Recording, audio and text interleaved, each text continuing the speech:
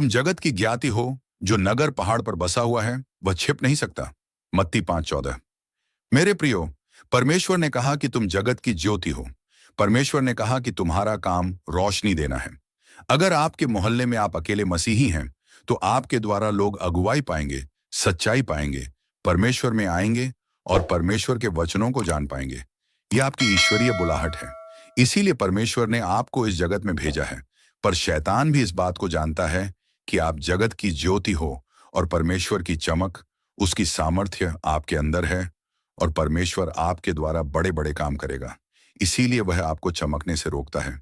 इसीलिए वह आपको पाप में गिराकर, चोरी करवाकर, व्यभिचार करवाकर गिराना चाहता है और आपकी चमक को छीनकर आपको परमेश्वर और परमेश्वर की बुलाहट से दूर करना चाहता है। बाइबल बताती है कि शैतान हर समय उस वचन के विरुद्ध खड़ा रहता है जो परमेश्वर ने आपके लिए बाइबल में बोला है। अगर परमेश्वर का वचन कहता है कि यीशु के कोड़े खाने से तुम चंगे हो चुके हो, तो शैतान बोलता है कि अपनी रिपोर्ट को देख, तू अभी भी बीमार है। अगर परमेश्वर का वचन कहता है कि यीशु मसीह के गरीब घर में पैदा होने से तुम्हारे गरीबी के श्राप टूट चुके हैं, तो शैतान बोलता है कि पहले तुम्हें अपनी जेब देखनी चाहिए और फिर बोलना चाहिए कि तुम आशीषित हो, चंगे हो या नहीं। इस तरह से शैतान परमेश्वर के वचनों के खिलाफ हर समय आपके मन में लड़ता रहता है और आपके विश्वास को कभी बढ़ने नहीं देता, ताकि आप कभी ना समझ सको कि आप जगत की ज्योति हो। मेरे प्रियो, आपको हर उस शैतानी शक्ति के खिलाफ जो आपके जीवन में काम करती है, प्रार्थना करनी पड़ती है और हर शैतानी ताकत को डांट कर उसे अपनी जिंदगी से दूर करना पड़ता है, ताकि वह आपकी चमक को कभी न छीन सके। मेरे प्रियो, परमेश्वर ने दूसरों को उजाला दिखाने के लिए आपको चुना है।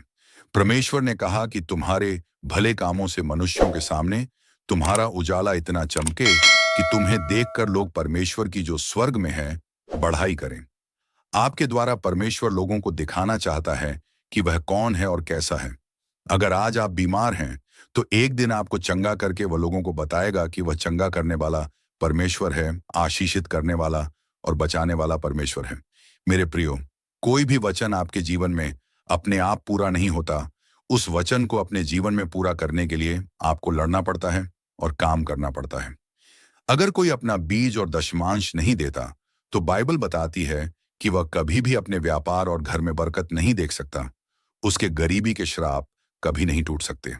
अगर आप चंगे होना चाहते हैं, आशीषित और ऊंचा होना चाहते हैं, तो आपको परमेश्वर के वचनों पर काम करना पड़ेगा और प्रार्थना, उपवास और परमेश्वर के वचनों के द्वारा अंधकार की शक्तियों से लड़कर जीतना पड़ेगा। फिर कोई भी शैतान आपकी चमक को नहीं छीन पाएगा और आप परमेश्वर के राज्य में सामर्थी होंगे। आमीन। प्रार्थना, यह प्रार्थना आपके द्वारा की जाए। सर्वशक्तिमान परमेश्वर, इस वचन के लिए मैं आपकी ज्योति बनकर जगत में चमक सकूं और अंधकार की शक्तियों से जीतकर अपनी आशीषों को ले सकूं। प्रभु यीशु मसीह के नाम में, आमीन।